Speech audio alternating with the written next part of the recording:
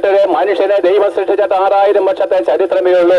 6000 വർഷങ്ങൾക്ക് മുമ്പ് ദൈവം തന്റെ അതേ രൂപത്തിലും സാദൃശ്യത്തിലും മണ്ണുകൊണ്ട് ഒരു മനുഷ്യന്റെ പ്രതിമയുണ്ടാക്കി അതിൽ ജീവശ്വാസമൂതി അവനെ ജീവനുള്ള മനുഷ്യനാക്കി ഭൂമിയുടെ മധ്യഭാഗമായിരിക്കുന്ന ഏദനിൽ നിർത്തി. ആ മനുഷ്യൻ പാപം ചെയ്ത് ദൈവത്തെ തള്ളിക്കളഞ്ഞ നാൾ മുതൽ, സാത്താന്റെ മകനായിട്ട് തീർന്ന നാൾ മുതൽ ഈ സർവ്വഭൂമിയും ആദമിന്റെ രക്തത്തിൽ സൃഷ്ടിക്കപ്പെട്ട സകല ജാതി മതസ്ഥരും കഠിനമായിരിക്കുന്ന വേദനകൾ കൂടെ മരണഭീതിയോട് കടന്നു പോവുകയാണ്. ഈ ലോകം വാഴുന്നത് സാത്താനാണ്. അതേ പ്രിയപ്പെട്ട, ദൈവമല്ല ഈ ഭൂമി ഇതേവരെ വാഴുന്നത്. എന്നാൽ ദൈവരാജ്യം സ്ഥാപിതമാക്കുവാനുള്ള സമയമായിരിക്കുന്നു. അതാരാണ്? യേശുക്രിസ്തുവിന്റെ മടങ്ങി വരവ്. നിങ്ങളത് വിശ്വസിക്കുന്നുവോ? യേശുക്രിസ്തു മടങ്ങി വരും. ആകയാൽ പ്രിയപ്പെട്ടവരെ, പാപത്തിന്റെ ശമ്പളം മരണമാണെന്നുള്ള ദൈവകോടതിയുടെ മുമ്പിൽ ഒരിക്കൽ കൂടെ പറയട്ടെ, നിന്റെ സകല ദുഃഖത്തിന്റെയും കാരണം നിന്റെ പാപമാ.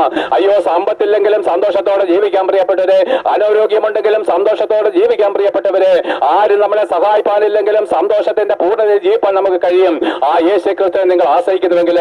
എന്നാൽ ഇതെല്ലാം ഉണ്ടായിട്ടും നിന്റെ സകല നാശത്തിനും കാരണം നിന്റെ പാപമാ.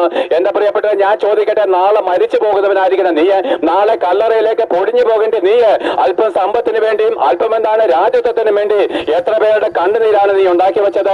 എത്ര പേരുടെ വേദനകളെ നീ ഉണ്ടാക്കി കൊടുത്തു? എത്ര പേരുടെ കുടുംബങ്ങളെ നീ നശിപ്പിച്ചു കളഞ്ഞു? നാളെ നീ മരിച്ചു പോകുന്നവരാണെന്നുള്ള ബോധം ഉണ്ടായിരുന്നെങ്കിൽ, മരിച്ചതിന് ശേഷം യേശുക്രിസ്തുവിന് മുമ്പിൽ കണക്ക് തീർക്കുന്ന നാളുണ്ടെന്ന് അറിഞ്ഞിരുന്നെങ്കിൽ, മരിച്ചു പോകുന്ന ഈ ചെറിയ ആയുസിന് വേണ്ടി നീ ഇങ്ങനെ കാപട്യം ചെയ്യുമായിരുന്നില്ല. ആകയാൽ എന്നാലും കർത്താവ് പറയാണ്, ഞാൻ നിന്നെ സ്നേഹിക്കുന്നു. നിനക്ക് മനം തിരിയാൻ മനസ്സുണ്ടെങ്കിൽ കർത്താവ് പറയാണ്, നിന്നെ ഞാൻ ഇപ്പോഴും സ്നേഹിക്കുന്നു.